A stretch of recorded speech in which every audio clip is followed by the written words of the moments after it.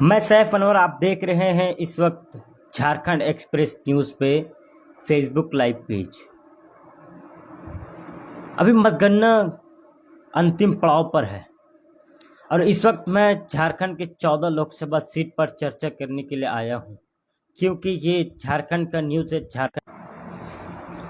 क्योंकि ये चैनल का नाम ही है झारखंड एक्सप्रेस न्यूज़, इसके लिए ये झारखंड का सीट के बारे में आपको बता रहा है। सबसे पहला सीट जमशेदपुर का अगर बात करते हैं तो जमशेदपुर में विद्युत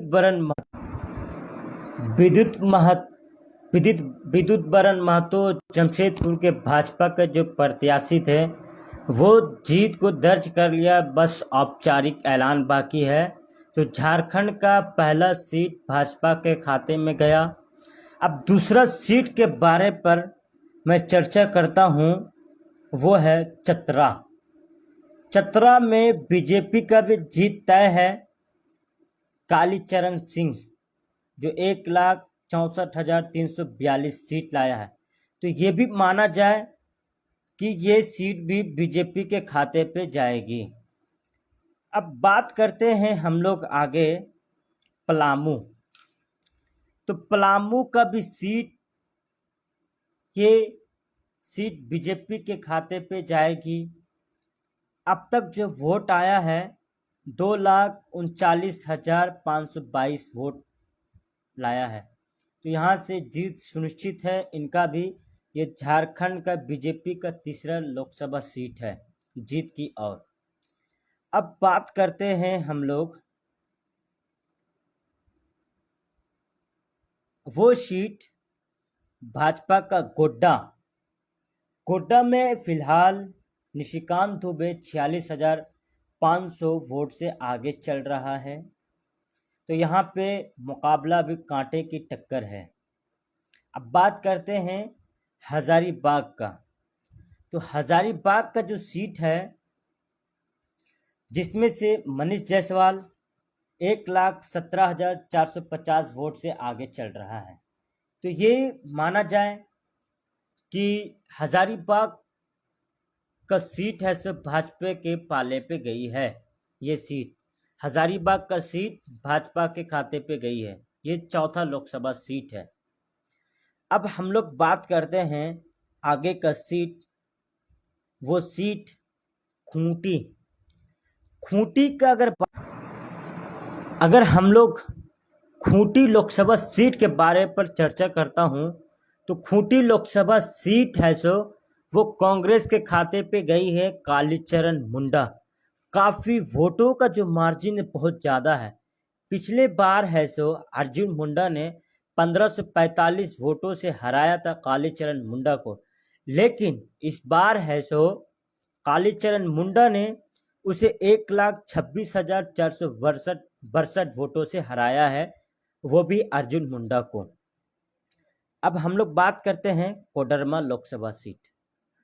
कोडरमा लोकसभा सीट में भी जीत तय माना जा रहा है भाजपा को, क्योंकि वहां के भाजपा के प्रत्याशी जो थे अन्नपूर्णा देवी 2,95,000 वोटों से वो आगे चल रही है। तो ये सुनिश्चित किया जाए कि भाजपा से कोडरमा का भी सीट उनके पाले पे जाएगी। अब हम लोग बात करते हैं धनबाद का सीट। धनबाद का जो सीट है ये भी भाजपा के खाते पे जाएगी।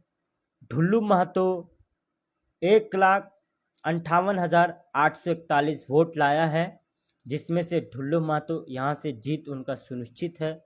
ये है छठा लोकसभा सीट भाजपा का। अब हम लोग बात करते हैं भाजपा का वो सीट गोड्डा से कांटे की टक्कर चल रही है। जो भी जीतता है भाजपा या फिर कोई, तो वो कांटे की टक्कर है गोड्डा का। अब बात करते हैं हम लोग, ये तो था एनडीए गठबंधन का। अब बात करते हैं हम लोग इंडिया गठबंधन के बारे में।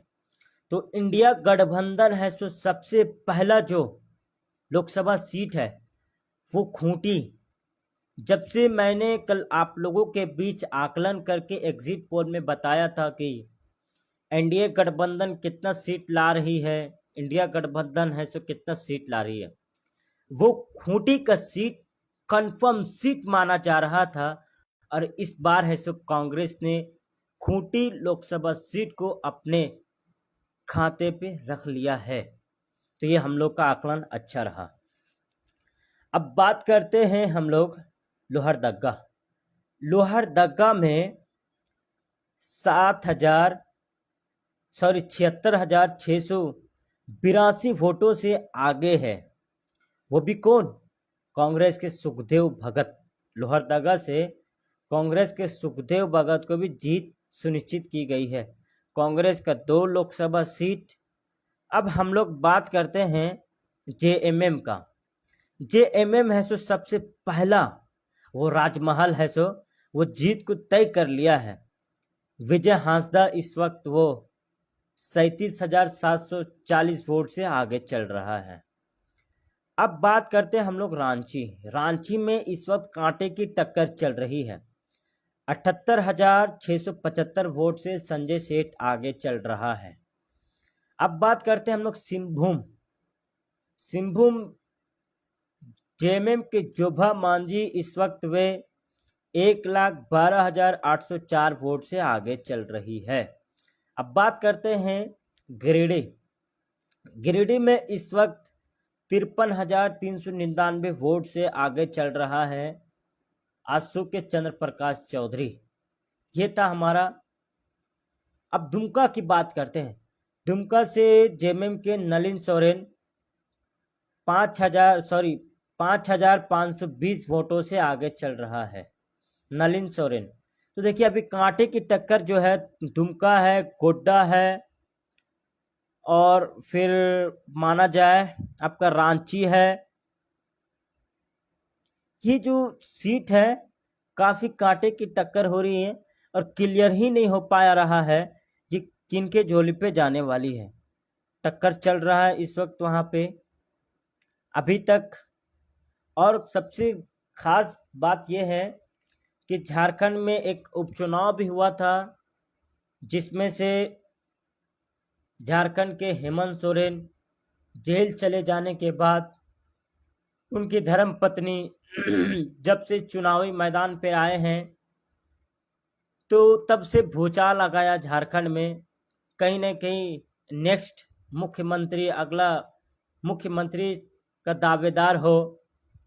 कहीं न कहीं ये आशंका जताई जा रही है कि कल्पना सोरेन जीत जाने के बाद कहीं न कहीं वो मुख्यमंत्री के दावेदार ठोक सकते हैं। अब बता दूं कि जेएमएम के जो कल्पना सोरेन हैं वे 26,483 वोट से जीत को सुनिश्चित किया है। अंत में आप लोगों को ये बतला देता हूँ, आपको किन लोकसभा सीट पर जाननी है तो वह आप कमेंट कीजिए। आप एक मरतबा कमेंट कीजिए। और देश में पूरी तरह से एनडीए गठबंधन है सो आगे चल रहा है, वो भी मैं आपको आकलन करके बताऊंगा इस वक्त कौन है सो कहाँ से जीत रहा है। सब डट कर रहिए। सब जगह के सीट के बारे पे आपके बीच मैं चर्चा करूंगा। फिलहाल मैं कुछ लोगों को जोड़ रहा हूं तो बतलाएंगे कि इस बार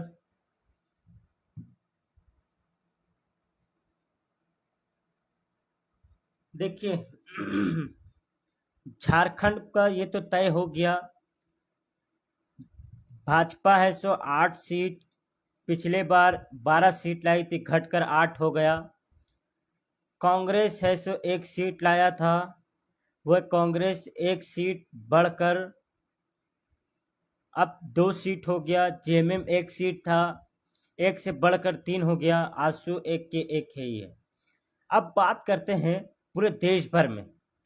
पूरे देश भर में 543 सीटें हैं जिसमें से इंडिया गठबंधन 292 सीट पर है और इंडिया गठबंधन है सो 234 सीट पर है और अदर के खाते पे 17 सीटें हैं।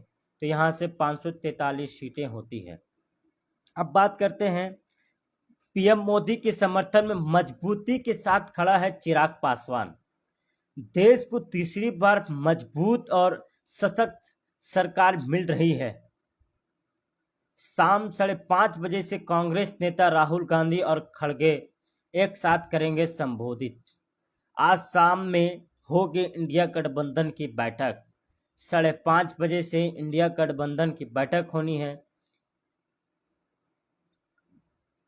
चुनाव होने से पहले किस तरीके से कांटे की टक्कर हो रही थी, आप कई न्यूज़ चैनल के एग्जिट पोल पे देखा था, लेकिन निश्चित तौर से जिस तरह से आज रिजल्ट आया है, जिस तरह से सिंहभूम का बात करते हैं तो सिंहभूम में 6 के 6 विधानसभा है और 6 के 6 विधानसभा में हमेशा लीड करते हुए आया है जोबा मांझी।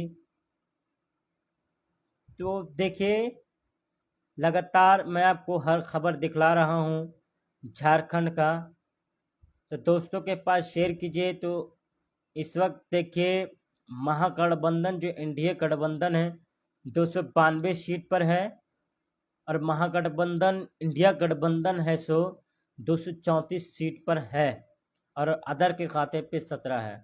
फिलहाल देखने के लिए चैनल को फॉलो कीजिए और दोस्तों के पास शेयर कीजिए।